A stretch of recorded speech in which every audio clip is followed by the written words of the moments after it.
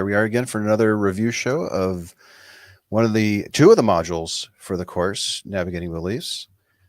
And it's going to be a pretty good discussion. I think we're going to be talking about the ethics and mindset that you need in order to do street epistemology.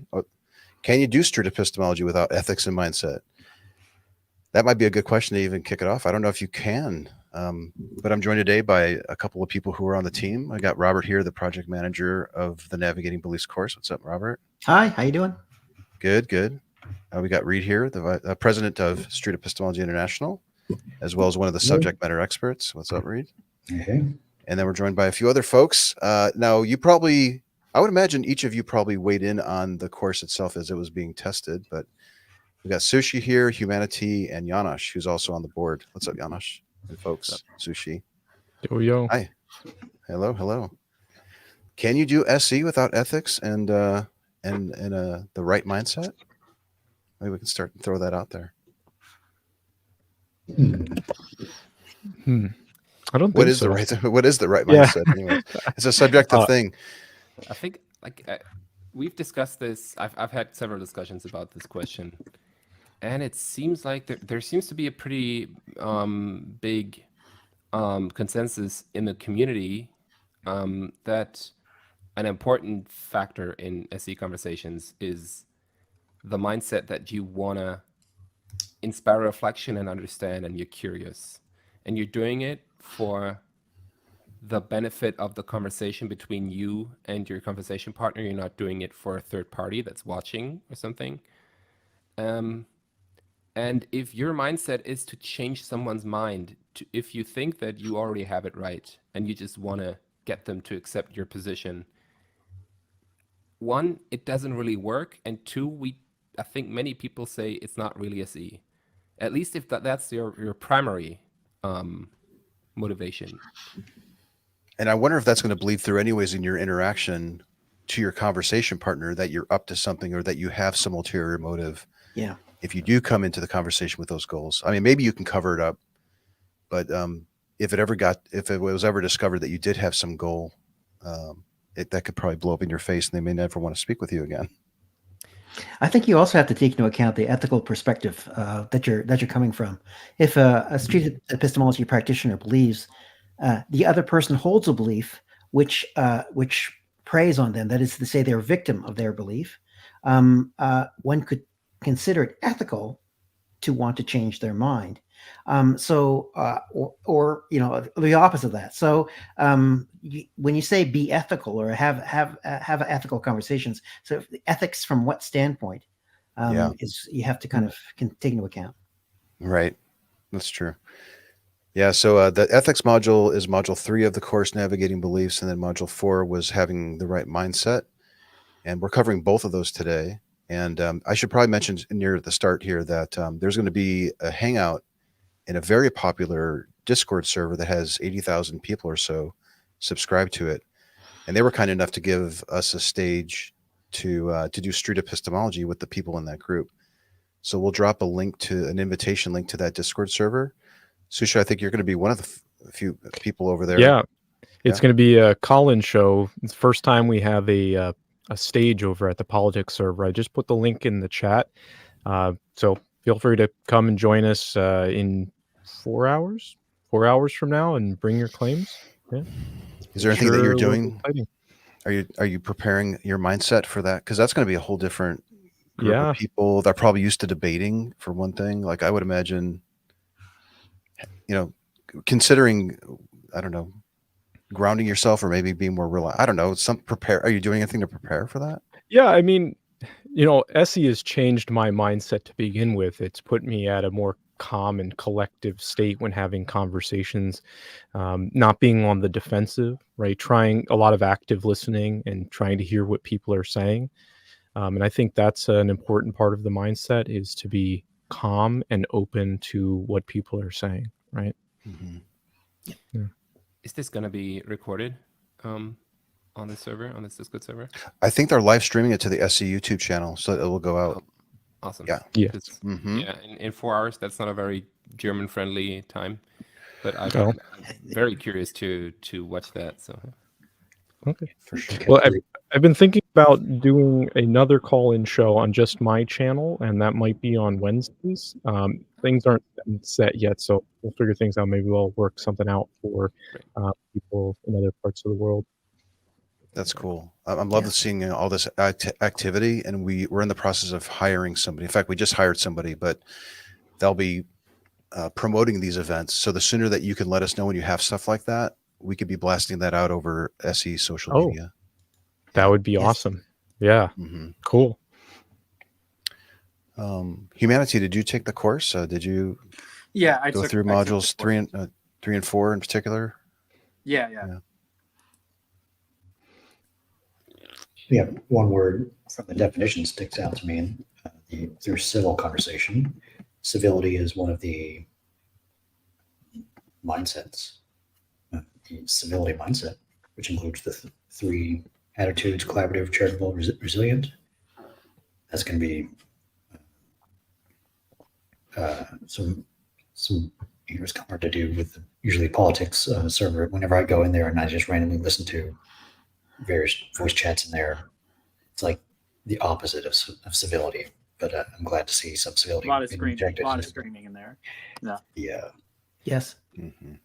And Sushi, you just mentioned the idea of resilience when you're saying you have to have kind of a stable reaction to things that are said. Sometimes things that can be quite contentious are said, and you have to kind of keep that kind of level, kind of emotional tone. This is what Pine Creek refers to as being dead inside. The idea of having having a bit more dispassionate view of what is being said. Right, kind of detaching yourself from the conversation, and understanding that, being charitable and understanding that they are looking at it from a different lens and trying to hear that and understand that, right? Yes, just let it all roll past you. Yeah, past it. Yeah. Do you think that you can go too far though, to the point where you're letting people walk all over you or treat you disrespectfully and that type? Because I've seen some instances where it's like, I would just end it with this person, or you have to shift gears and say, okay, we're not talking about the claim anymore. We need to explore why you're being, why you're attacking me, because I'm feeling attacked right now. That type of thing. Like, interesting. I think it could be overdone. I think you could be too compassionate, maybe, or too forgiving, too collaborative, maybe. On a couple of different instances on the SE Discord, there has been that kind of issue where you'll get trolls, or people that have motivated reasoning behind the conversation. And actually recently there was somebody that came in and they had an extreme understanding of philosophy and would just go throwing terms out there. And at some point, you kind of just have to stop and say, this isn't productive, and back down. Yeah, I was thinking about, when is it a good time to express how you feel in a one-on-one SE? If a person is being very rude to you, I think it's normal for a lot of people that practice this to just kind of not acknowledge it, like stay cordial, stay cool. And I guess that's fine, but there's something to be said about standing up for yourself. And so I've been thinking about how I really feel like it's important that the interlocutor respects you as much as you respect them. And I've noticed that often I lose respect if I'm just letting myself be completely walked on. So what I do to balance that out is I will stand up for myself and say, hey, I don't think you're being cordial with me here. I want to have a cordial conversation about this type of reasoning. But there's a line between standing up for yourself and then going on the attack with them. And what happens with a lot of people when you get walked on is that you point the finger at them and you talk about all the things that they're doing wrong. You sort of it becomes a battle where you don't have to go to war with this person. All you need to do is just pull up the drawbridge to defend your castle. That's all you have to do. Yeah. Defend yourself, but not attack them. Yes. Yeah. And a variation sourced in nonviolent communication in response to that would be to express your feelings and the impact of their statement by saying, when you say X, I feel Y, and express that as a direct impact. Sometimes people it can be quite offensive and not realize it. At least putting it out on the table would be helpful. Yeah, we talk a lot about modeling behavior in SE. Like we want to behave in a way.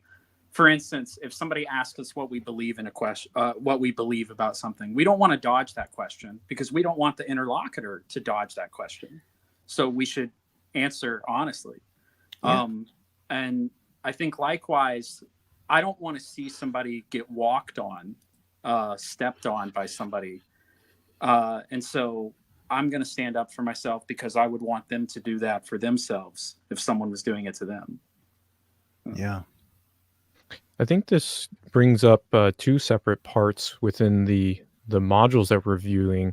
The first part, the resilience, it gives you a couple of different things that you could utilize, watching videos of street epistemology, of other people doing street epistemology, to prepare yourself mentally for other challenges that people have faced. And then, meditation, just as Honest Ape has mentioned in the chat. I think that can be very important, and also having a support system for, if you do feel attacked, have people you can talk to about, your well-being, which is in the I think module 3.1.2. Yeah, promote well-being, right? I guess it doesn't necessarily needs to be just the interlocutor. It could be yourself too, right? Yeah. But I recognize what Humanatee said, that there is a line in the sand. I mean, you can be resilient, but only to a certain point, right? Yeah. So it's important to know that there is a parameter. So it's not a general principle within SE to let yourself be walked on. That's not a general principle. Be resilient to the kinds of things that are said, in pursuit of civil conversation. Mm-hmm. Yeah. I think another area where sometimes people might misunderstand is that it's not necessary for you to not have a position, to not have your own stance on the claim that you're talking about. You don't have to be neutral. You can have a very strong position that what they're saying is false, but you just keep that to yourself and you keep it out of the conversation because you know it doesn't help to argue and to give your position and explain it.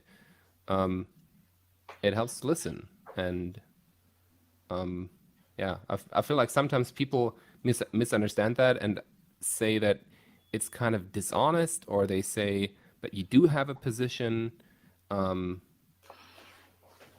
yeah, you cannot be 100% neutral. Yes, it's true. And many of the claims that you interview, you have a position, and you might think it's true or you might think it's false, but just keep it out of there for the duration of the conversation. And also when they ask you, well, what's your position on the claim?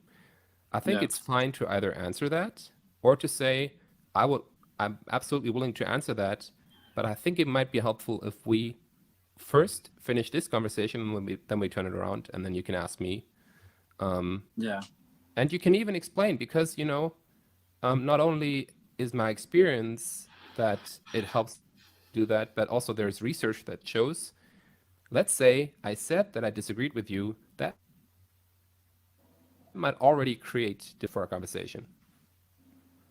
So yeah, I want to comment on that because 100%. Oh, sorry. You're lagging just a little, Janosch. Yeah, I noticed. I have debated with myself before, when an interlocutor asks me a question, do I answer it immediately or do I wait for after the SE is over, after the interview is over, and then answer it later? And I think the verdict I've come to is, if it's something I'm recording, if it's something where I'm going out in the park or I'm recording it on Discord, I think that people understand that I'm doing a particular event that has a particular goal in mind. And so once I explain that to them from the beginning, even if they forget about that mid conversation and they ask me a question, they are more understanding in that context when I tell them, hey, let's just wait 5 minutes. I promise I'll answer that question. But first, let's just talk about your reasoning for a second. I don't find that to work in just off-camera conversations with SE. Especially if I'm doing it with friends or family, it's been my experience that they're just weirded out and they think I'm just dodging. They think I'm just dodging, and so they see something disingenuous and untrustworthy about that. Well, I think the modules having the right having the right Attitude? mindset. Oh, mindset. Sorry. Yeah, and it says about being open-minded, right? And Yeah. and I think, maybe a way to redirect that is, well, I do have a position on it, but I'm really at this point trying to understand your position because, I want to see it from your perspective. And then at the end, I'd be happy to answer your question, right? Or something of that nature. Where you're showing like that willingness to change, perhaps. Yeah. And it could work. Maybe it's worked with me like once or twice before with certain people. I think people in my life that are particularly, they've seen SE before, like I've showed them videos of it and they know what it is. They're more willing to let me, answer the question later. But if it's some completely foreign idea to them, I think with friends and family, I'm more willing to just say, hey, this is what I think. Now that I've told you that, can we get back to the topic at hand? I think with friends and family, first, they oftentimes already know or might think they know that that you know your position. Yeah. And two, they know how you usually talk. So Yeah. it sounds weirder unless you explain, okay, I'm doing this thing. It's called street epistemology, which is something I would generally recommend with people that you like, that you're close with, because they will say, that's not how you usually talk. What the hell are you doing there? That's it. Yeah. Family members going, you're doing that thing, aren't you? Yeah. Cut it out. They do that. And better say that beforehand so that they don't think that you're trying to trick them and they found you out, but rather you're telling them, look, I learned this thing. I think it's awesome. Can we try that? Are you willing to have the conversation with me? Yeah. Well, it's just that the weird part has been I've told them before exactly what I'm doing, and even still they think that it's a give and take conversation where they can ask me questions too. Yeah. Sometimes I'm just basically curious though, and I really want to know. It's well, you're doing that thing. No, I really want to know. Like what and so it's kind of a natural flow. One of the other things I want to touch upon very quickly though is oftentimes the confusion between the concept of being honest in your SE conversation and the level of transparency, the level of disclosure or full disclosure. And for some people, they equate honesty with full disclosure, and any lack of disclosure in terms of your position or whatever is considered dishonest, or as Humanatee used to, dodging the question. To what is the relationship between level of disclosure and transparency in the conversation and honesty? Yeah.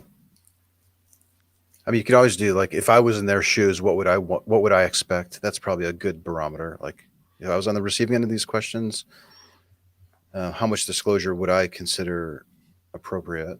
Yes.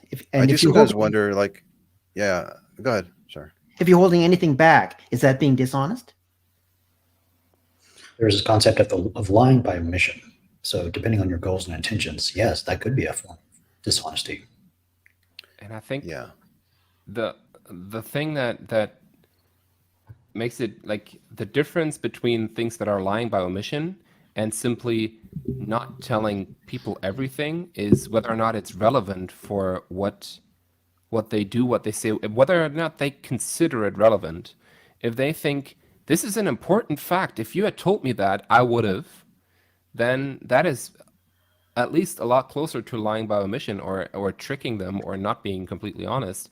But you can never be 100% transparent, because you cannot tell them every single thing about yourself and about, like, you cannot convey all the information there is.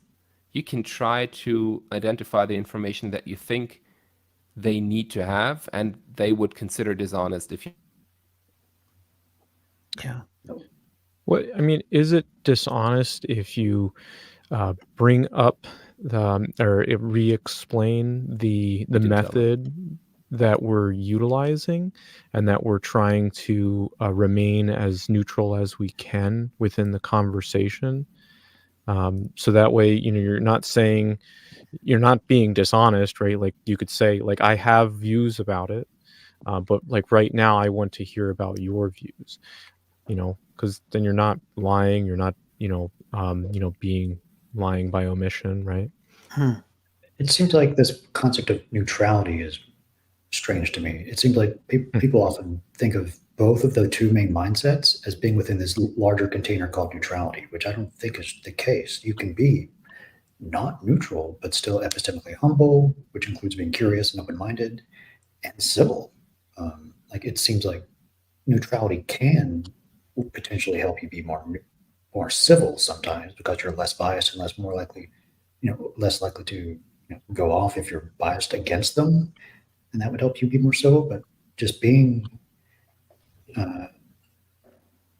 having those exact attitudes within the civility mindset would help you get to those. So Reid, if you're speaking to somebody with whom you deeply disagree, you have extreme bias against what they're saying, yet you have a conversation which is neutral. Is your neutrality feigned?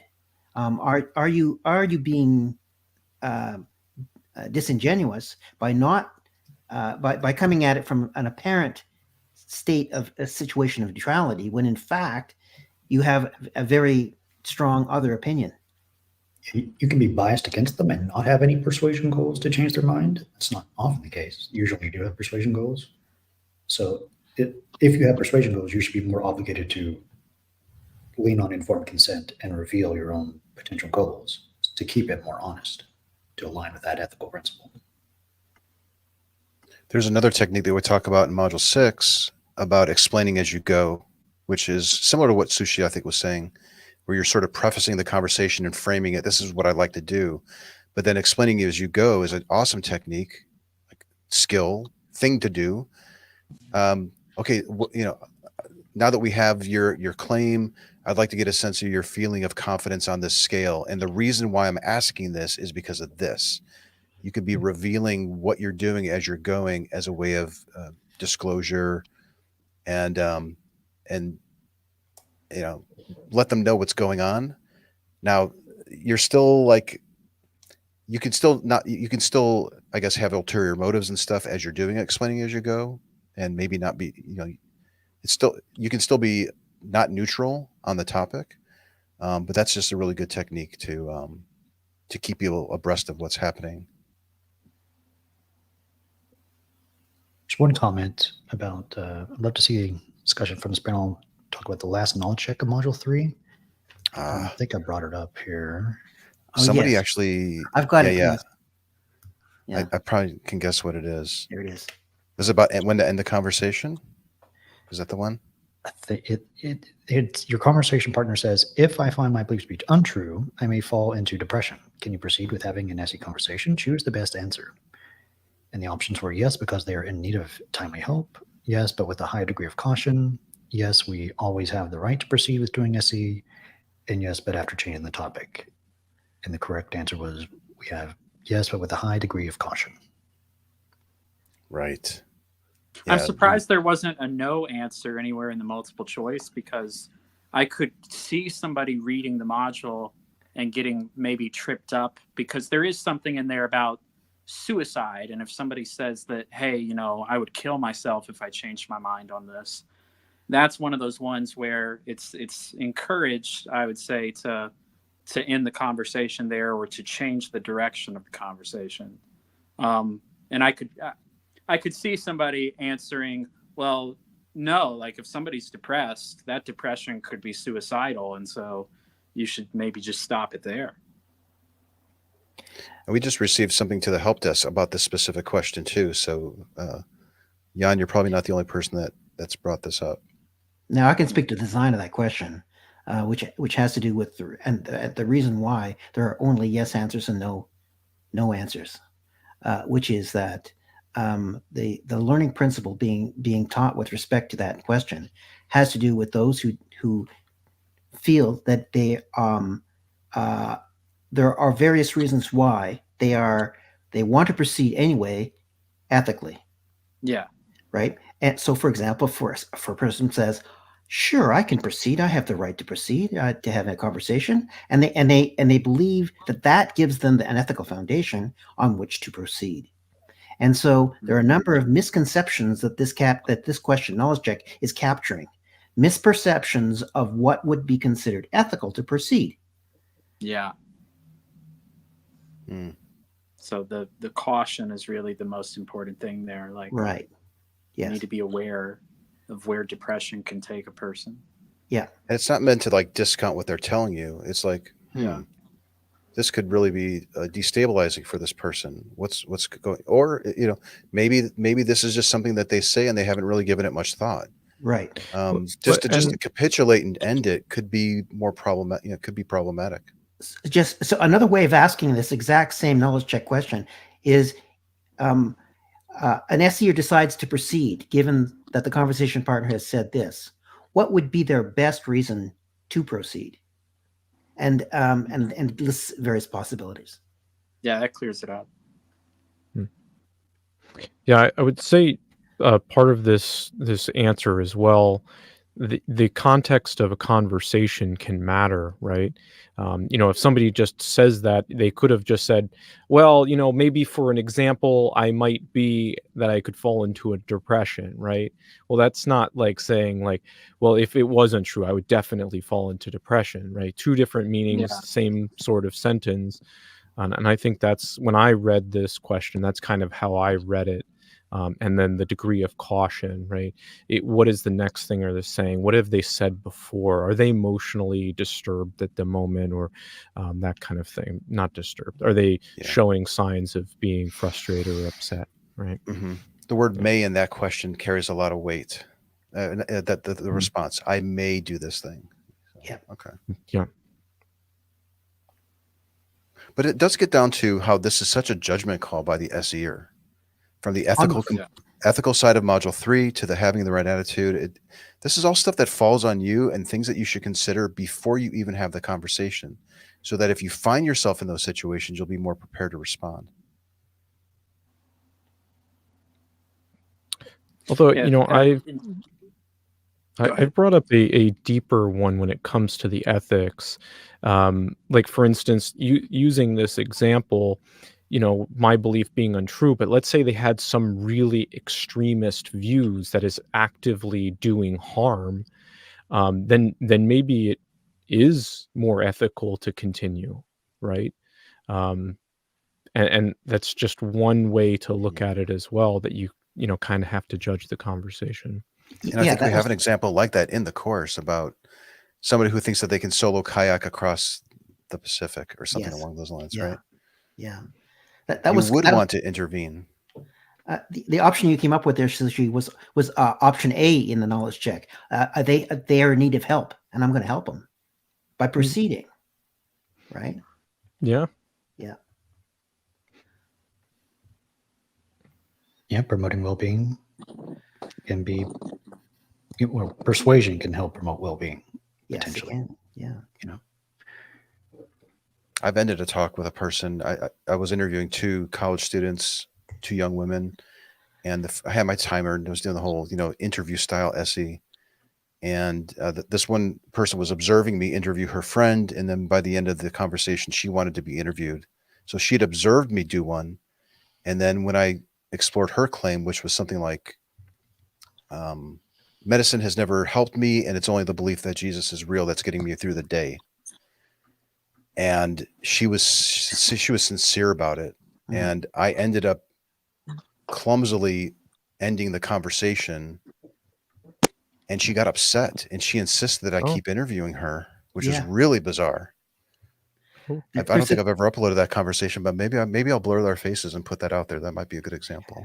There's a good example of exactly that on the Sound Epistemology channel, where David is asked a question about what if they lost this belief, what would be the impact, and they would fall into a very deep depression. At which point, David halts the conversation, says, "I don't want to proceed any further," but the conversation partner does want to proceed, and David explains specifically why he wants to stop, but the conversation partner still wants to proceed.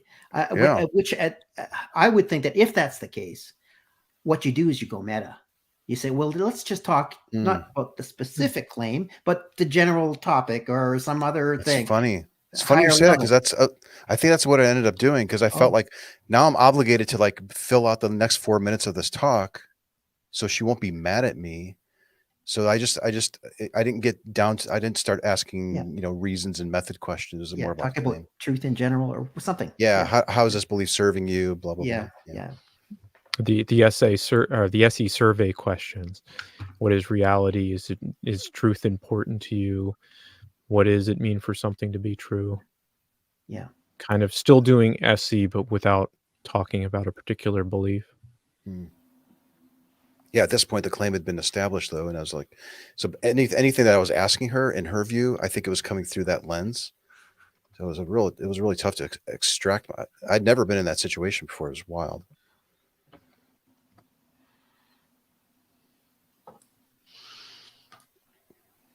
Yeah. Should we go in detail potentially under each topic to speak about potential examples where you've seen some particular attitude show up, maybe? Sure. Yeah. In SE conversations, any memories? Let's start with the civility mindset. I think that's a good one. In terms of collaboration, this is a interesting one. What do we usually say to indicate we have a collaborative attitude? How does that show up? I think I would like to, before we dive into that, I would like to ask, there's two aspects. There's the mindset and there's the behavior you show.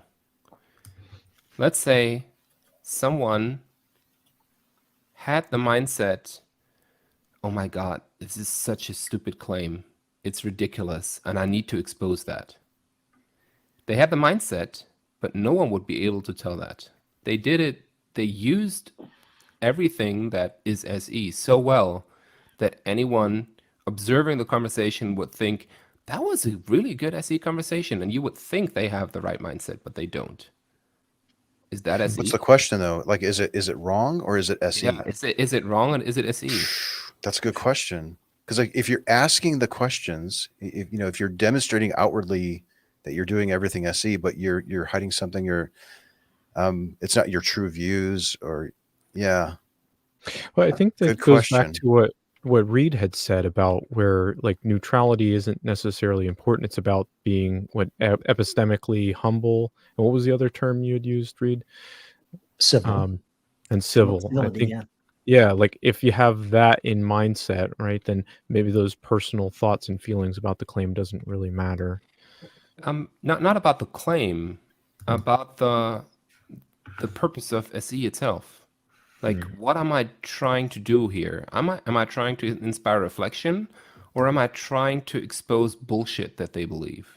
So I think the answer to that depends on how familiar you are with the reasoning the interlocutor is using.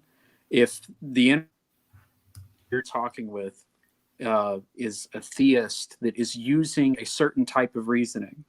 Now, before I continue, I want to say it doesn't matter if it's a claim you've heard before. So like, I think when you meet a new interlocutor that believes in God, it doesn't matter how many times you've had an interlocutor that believes in God. You need to be listening very carefully to what their reasoning is.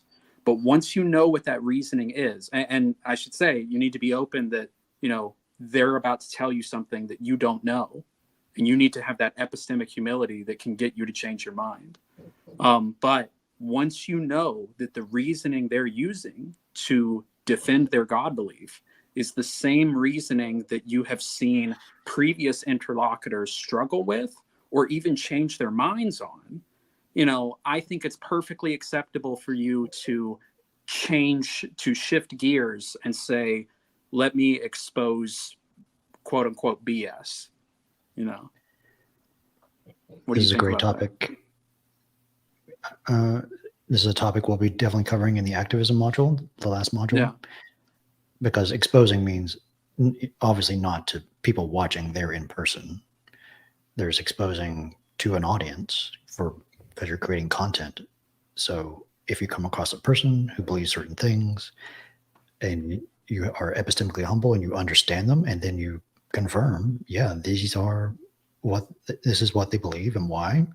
And that seems not only irrational, but potentially ethically suspect. And you can see the connection between their own character and these beliefs that are making them a certain way. And you have activist goals more broadly to expose how these certain beliefs are then causing society to be a certain way, and you would like society to be a different way. Then exposing this particular anecdotal example could be a part of your activist goals. That is one potential way to do that. But that's an open question. We still haven't outlined that module. Is this even okay to do? Just my initial reaction to that is that the SE conversation is about the SEer's conversation partner and their belief. First and foremost, and almost entirely, it's about them and their belief. It's not about what a third person audience member would think when viewing it.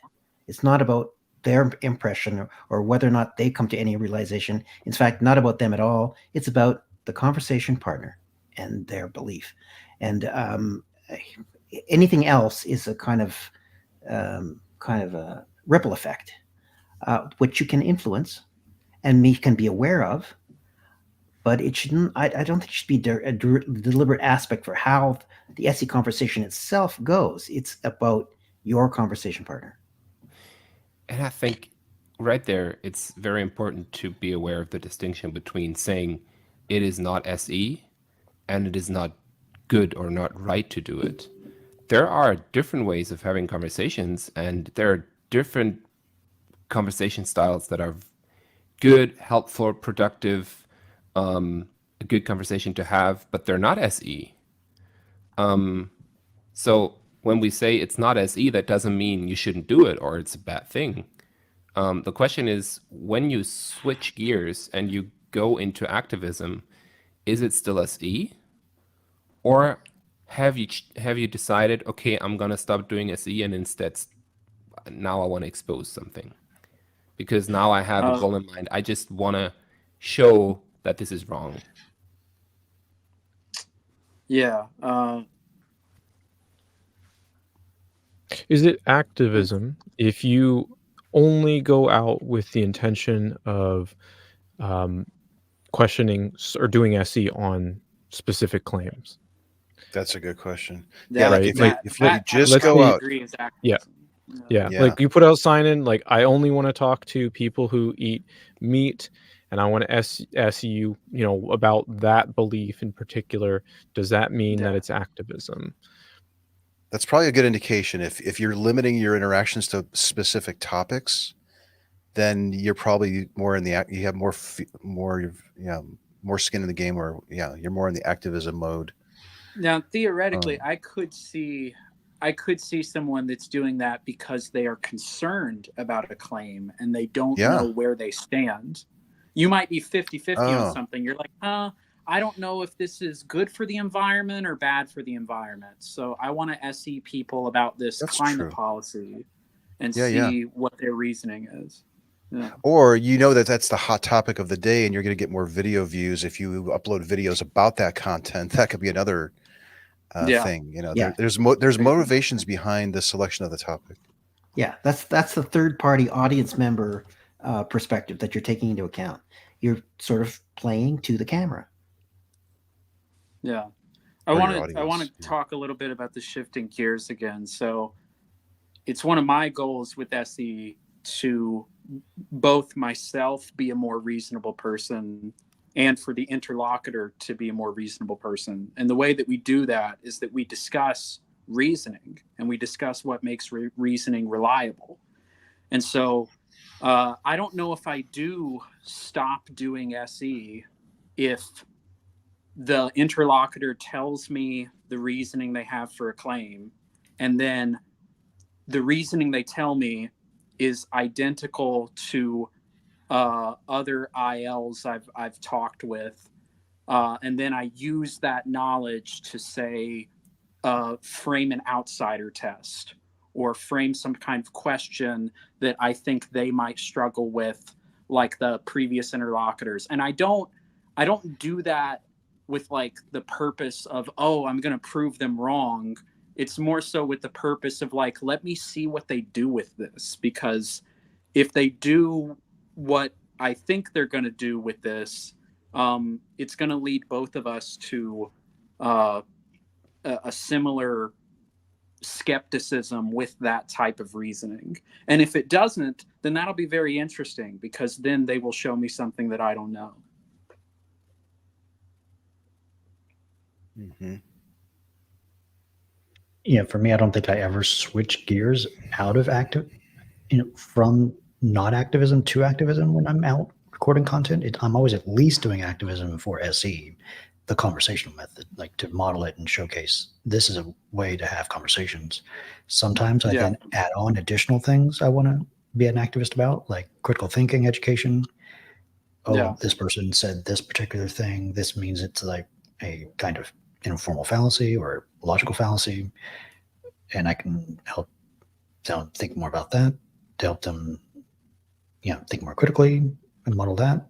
But then sometimes, depending on the topic that comes up, either that I intentionally, put on as an option, or they naturally bring up, then I have persuasion goals for political and social issues I'd like for people to know more about. So these can all be added on to each other. So Reid, if you're doing SC with the camera off, no recording, is your SC any different? Not really. So yeah, technically it doesn't change. Like, I don't think it changes. So But like maybe the bar gets raised as you find yourself drifting more and more towards the activism role. Maybe there's a more of an obligation. Like, I like the fact that we have module 3 ethics as sort of a grounding, and then as we proceed through the course and start revealing these skills and theories, like especially the 14 with activism. I love the fact that that idea of being honest is there. And then maybe as you become more aware of your own goals and what you are hoping to achieve, there's probably some obligation, I would say, to like keep ratcheting it up. Like, how are you feeling about the conversation? Would you like to hear my views? If I disagreed with you, would you like to know about it?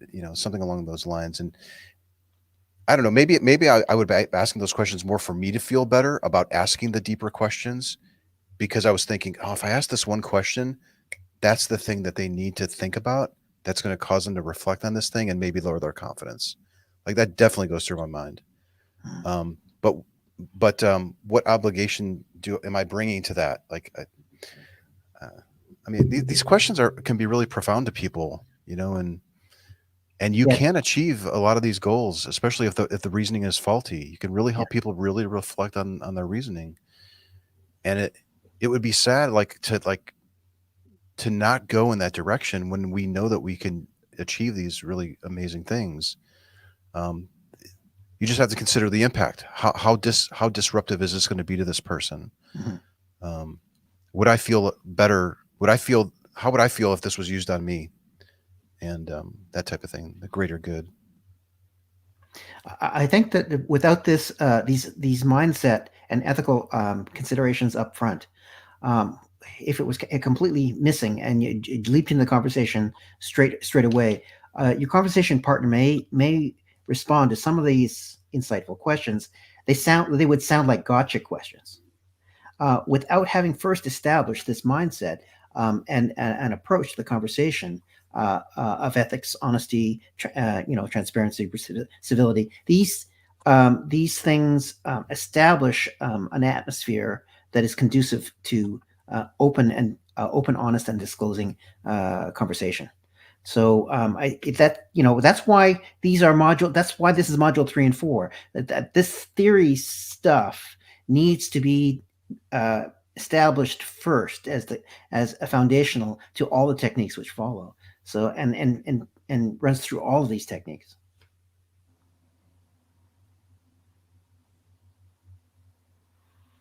Yeah. All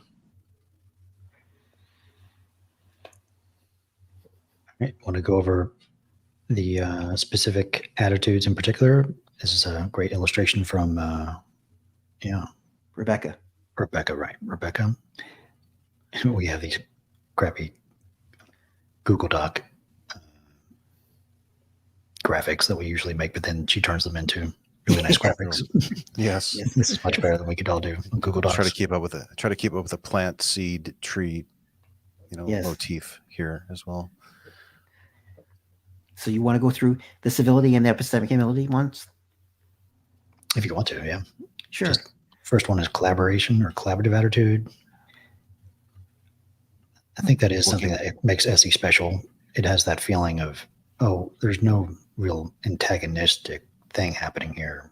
They do feel like more partnership, collaborative type conversations. I'm thinking of some of the earlier visualizations we had for this module included like walking across a stepping stone of a river with your conversation partner alongside of them.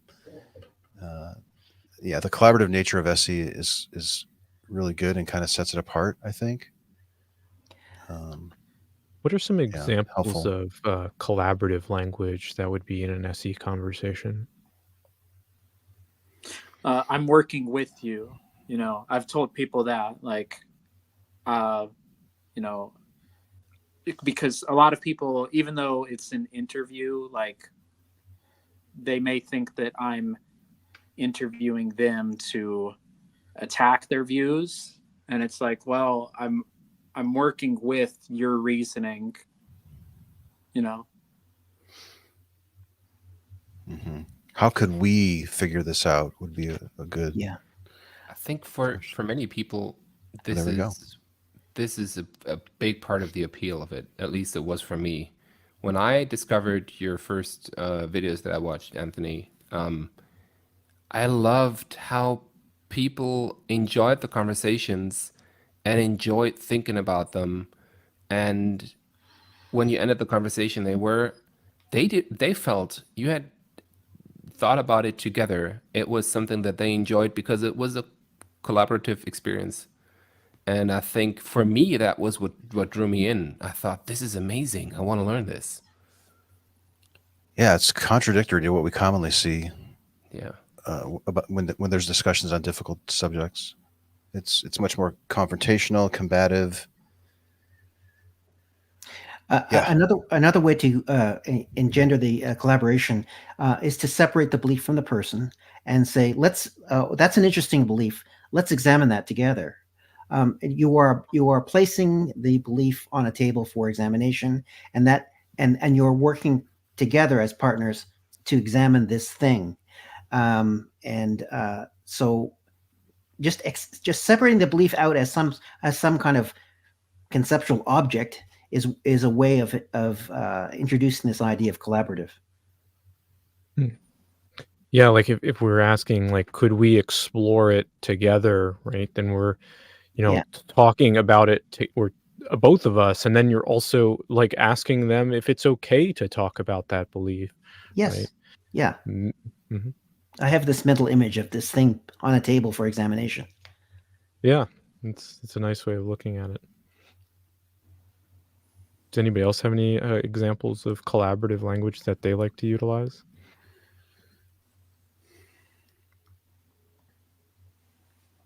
No? Yeah.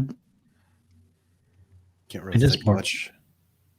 It is sometimes kind of like a vibe where you're just maybe even more of just tone of voice. You're not using any kind of sarcasm or anything. You're keeping it very, civil. That helps it as well. I think that was very appropriate for you to say. People, your SE content videos, your very neutral tone with your good microphones. Yeah, Yes. I've heard lots of people talk about your SE videos in that Yes. mannerism. It must EQ your voice. there Reid's somehow. videos are basically borderline ASMR. You know? Yeah. Was that it? Moving on to this is almost like a fun mini game you can do in SE, is like interpreting things in the most charitable way possible, and even kind of reframing them with active listening skills to see if you can get them to say, "Oh, that's even better than how I could say it." Mhm. In fact, I'm editing a video from the America Fest where I think I helped. I repeated back an argument in some way, and the person thought, "Oh yeah, that's really nice. That's a good way of saying it." That was always nice to hear. Yeah, being charitable also includes like if somebody mispronounces a word, not calling them out on it, or if they make a typo, if it's a text-based conversation, not being so upset by things that they're saying that are mistaken. Give them the benefit of the doubt.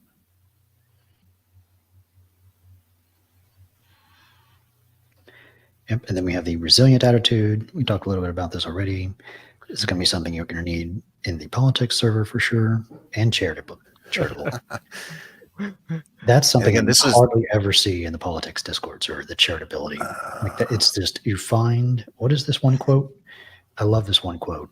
The opposite. Yeah, the complete opposite of charitability is seeking out the lowest possible motive for your conversation partner you could have for believing what they believe and thinking you found their real reason. That's just what I hear. And that comes from like a lack of trust with the person you're talking to. So if there's one thing that needs to be nipped in the bud as soon as you start an SE, it's trust. And it's a self-enforcing mechanism. Someone tells you they have this position, you think you figured out, oh, that's because they're a horrible person. Now, the next time you hear the claim, you think, oh, okay, that's another horrible person. And why is it a horrible person? Because they have the belief. And why do they have the belief? Because they're a horrible person. And the more you, it's very hard to get out of that. Once you have decided people who have this belief are horrible, how do you get back? How do you recover from that, right? I don't think anybody believes that they're a horrible person. About themselves? Yeah, usually not. Yeah. I think all people make the best decisions they can at the time, right? I don't think people are necessarily good or bad. I think they just make the best judgment they can, best based on their framework, right? And I think that's part of the chillerability, is understanding that, right? Even if I have a different view, it's not that they're trying to be or do bad things or good things, is that they're just being the best that they can be, right? I don't think anybody goes out and is like, I'm going to make a terrible decision today, right? Now we're getting into free will territory, because also rephrase that they make the only decision that they can make in that situation. In the last bullet point there, you had to read of the bullet point says practice meditation, mindfulness, and there is an asterisk there. That is to say, there are footnotes and reference materials in this course that provide more detailed information that you should follow for more information, further depth. So this course is actually the tip of an iceberg. If you follow these references that are in the course, I'd suggest you do that. I remember an earlier draft of this module.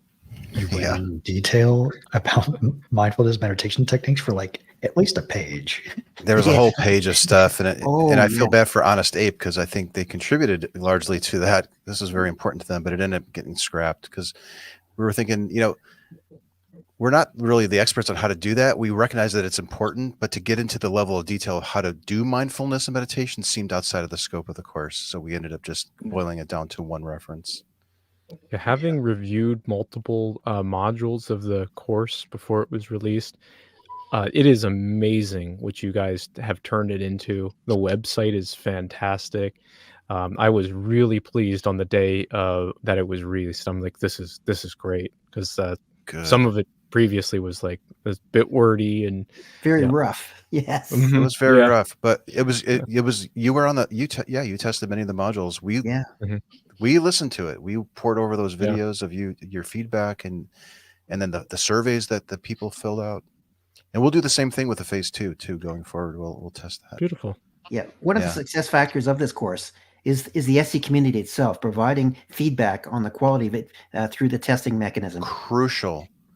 In fact, we had a meeting today to talk about the help desk stuff, and the number of complaints or issues, or even navigating the back end piece of it to the content, very little issues reported or concerns, and I think that that's largely because of a massive effort went in before we went live with it, so that helped a lot. There was a resilient one. Can you go back to the resilient thing? The second bullet, it might be fun talking about. So some people might think like, I get triggered when I talk about certain subjects, and this is a really good tip. Like, you can choose to explore topics using SE on topics that you don't get upset by, and when you do this enough and you get more comfortable with the types of questions that you ask and the type of responses that you might be getting from your conversation partner, then you can start talking about more sensitive topics that tend to upset you. Yeah, I think there was a TV show that the family liked to practice when they were nervous about something. Think of the absolute worst case scenario, right? That could ever happen. And then also think of like the best case scenario. And then like doing that just like is kind of just tests your brain a little bit and exposing it to you of what could happen. And it kind of helps set realistic expectations. And I think that's important is, work with the ideas in your head before you get into the real life situations. When you get there, it's like, oh, okay, now this isn't that bad. Yeah. It used to really upset me if I would run into a theist and they would say, well, you can't be a good person without believing in a higher power. Mm. That was very triggering to me. And now it's like, okay, I kind of expect it. I don't get triggered by it. And I try to approach it from a place of curiosity. Like, okay, well, how does that work? Like, if you stop Yeah, believing in a God, would you become a worse person? Why is that the case? That type of it's a thing. hard one for me is when somebody projects their beliefs onto me of what I think, and that one is definitely a hard one for me to like Yes. shrug off. Yeah. Right. Well, You just know it, but you're that type of thing. Mm-hmm. Yeah. Mm-hmm. Yeah. Something I noticed with some Christians I've talked to is that sometimes when they tell you that they don't think you can be a good person, they just mean that goodness comes from God. And so if you are not saved by Jesus, like, you can't get any goodness because all men are imperfect. All men are not good. And so I guess I'm just bringing that up because although I've definitely met people that literally meant, no, you're not a good person, it's important to be charitable. Like, they can mean different things by that. Yeah. It can even mean you might think that you don't have Jesus in your heart, but the fact that you're doing good things proves that you do, even though you say you're an atheist. Oh, right? yeah, it's meant that way. Yeah, it's been meant that way before, too. Yeah. I think this is why charitability is so important because just because somebody is saying one thing, when you ask them to elaborate or explain more, and you realize that, they're using these words in a completely different way than, other people that have said similar things, right? Yeah. Yeah. Something I'm worried about, though, that's occurred to me these past couple days. I wonder if the odds of how charitable you are in an SE is based on prior factors like self-esteem. I'll give an example. So for me, I have what I would call, like, instead of road rage, I have like road loathing, where if you honk at me on the road, I immediately assume that I did something wrong. It's like, Aw. oh God, they're honking at me. Like, what did I do? What did I mess up? And it takes me a few seconds to reel from that and be like, okay, I'm fine. This guy's just okay. This guy just doesn't know how the road works. Okay. And so I wonder if people, I meet people that have road rage, and often they have it because they seem to think that they're always in the right on the road. Like they have, I think, a pretty good self-esteem of how good they are at discerning correct from incorrect. Don't attribute to malice what can be attributed to ignorance, right? We're all people living in our own worlds, doing our own thing, and we tend to forget that everybody else is doing the same thing, right? Yeah. Yeah. Mm-hmm. There's that quote goes, why charge conspiracy when mere stupidity can explain so much? That's another way of saying it for sure. That doesn't sound very charitable, though. Yes, that's a famous quote. No, that's a famous quote.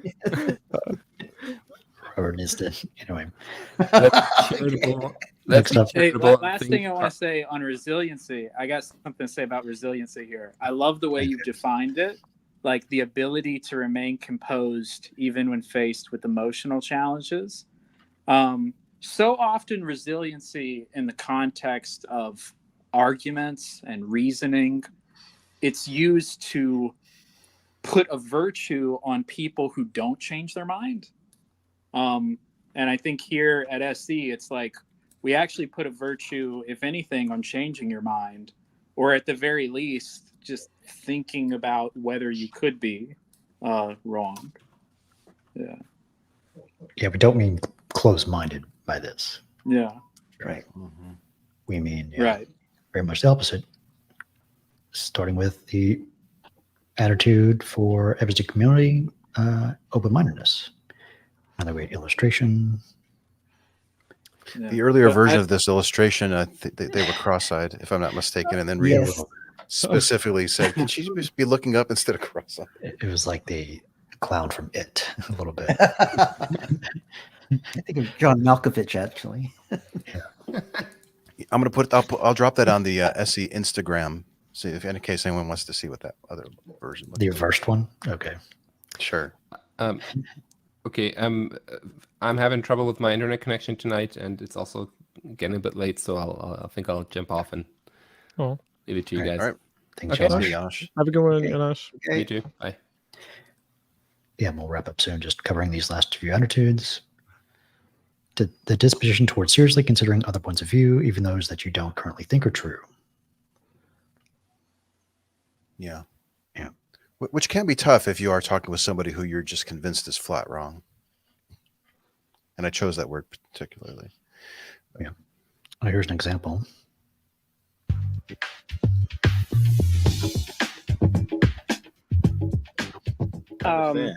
If this is true, though, I want to believe it. Right. If it is true, I want to know it and I want to believe it. Yeah, absolutely. And so part of this process, of course, it's having dialogue and being open and having these conversations.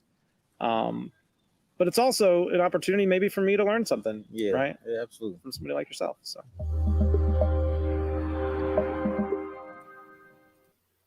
This might be a good moment. If you see an SE conversation or a little portion of a talk that you think might be a good example to include in the course, let us know. We're always looking for little clips to drop in. For sure, yeah. Next up, one of my favorite ones, obviously, Curious, from the curious attitude. The disposition towards learning new things, making the effort to discover them. Good stuff. Yeah. And again, these are the mindsets or the attitudes that the SEer themselves should bring to the conversation. Ideally, your conversation partner also exhibits these qualities, but they don't necessarily have them. But yeah, curiosity is a really great one to have. I'm genuinely curious why you think that that's true. That's a really good place to come from. Yeah, even though sometimes I may extremely disagree, and I've heard these arguments, ad nauseum for years, I can still be anthropologically curious about the person and their own individual reasoning to get to this. They may have different sets of arguments that I've never heard or different examples. That's always Yeah. good to It know. doesn't have to be curious about like, I'm curious how I can believe this too. It's like, I'm curious what's driving this position that you have. You know, I'm curious about the psychology behind it. I'm curious about how you formed it. I'm curious about what the impact would be if you didn't believe it anymore. Yeah, the personal stories behind the religion, or not just religions, excuse me, their reasonings, can be very interesting as well, right? Just because it's the same claim, it's always different. It's never actually the same. Their definitions are different, or their reasons are different, even if they're this are similar.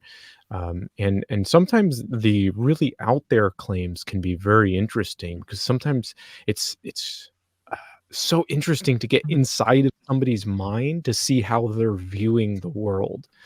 And that's something I really enjoy about SE, is like really trying to understand the perspective and get in their head to see where they're at.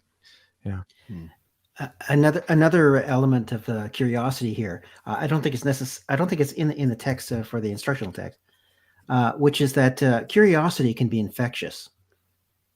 That when you express curiosity and have a curious approach to what it promotes the other person being curious as well. In fact, a lot of these mindsets are model the way in which you yourself want to be treated in the conversation. That all of these mindsets help your conversation partner adopt these kinds of mindsets as well. Be the change that you want to see in the world. Or be the open mind that you want to speak to. This is Oh, I have Nathan's thing. Nathan's thing, yeah. Abstract Yeah. activist plug right there. A common question that I get is what adjustments should you make, or what do you need to do to use SE with family and friends?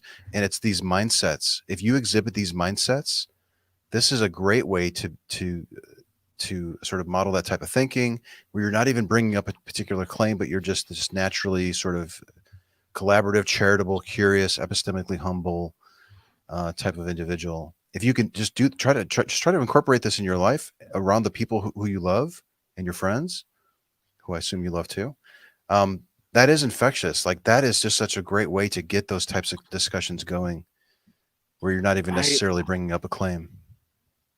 I would think so. I'm thinking about an experience I had with one particular friend of mine where he really didn't vibe with this SE stuff at all. And I had enough conversations with him about it. And he said to me, I'm just not really curious what other people think. And I wasn't sure, like, if before he said that to me, I would have agreed that curiosity is infectious. But now I wonder if people just have different dispositions to this kind of thing. Personalities definitely come into play. Yeah. Like when you get ask the question, is it, if you were believing something that wasn't true, would you want to know? And sometimes you get the answer of no. And that one for me is always just that's a worldview I'm curious about. Like, how can we explore that one? Mm-hmm. Yeah. Children are innately curious. I think curiosity is the default to start position. And so when a person is no longer curious, there's something going on. Something has happened that can wring the curiosity out of them. Because people, you can encourage, promote, foster greater curiosity. Maybe curiosity is a luxury for some people. Like, I'm busy. I got school. I got work. I got my kids. I think I'm struggling to pay the bills. I don't have time to be wondering about the world. That could be another thing too. I think you cracked it. He wasn't able to put it in his own words that way, but he is a stressed out guy, and so it may just be like, hey, you know what? I've got my own answers to these things. I don't need to hear anybody else's right now. Yeah.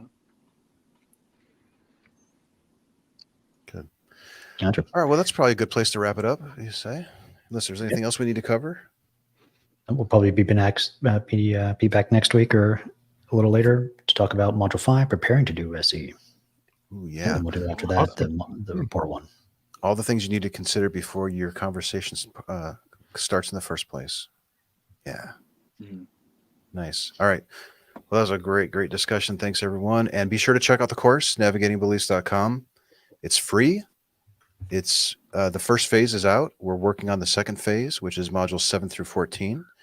And we're shifting gears a little bit, and we're going to start experimenting with some coaching.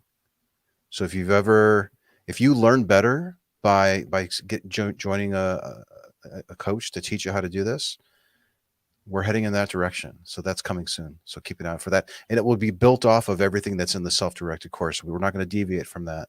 This is the foundation, and we're going to start spawning off other products, services. So check that out. All right. And also, 2.5 hours from now, we're doing a call-in show over on the Politics Discord server. So if you guys want to join us, I'll put the link for the YouTube video in the chat, as well as the link to the Discord. If you guys would like to join in, it'll be me and Honest Ape there. We had a wonderful last time with some great conversations, and it's your opportunity to get some time on stage, get the limelight. Oh, Thank you, everyone. All right. Thank you. See you Yeah. later. Okay.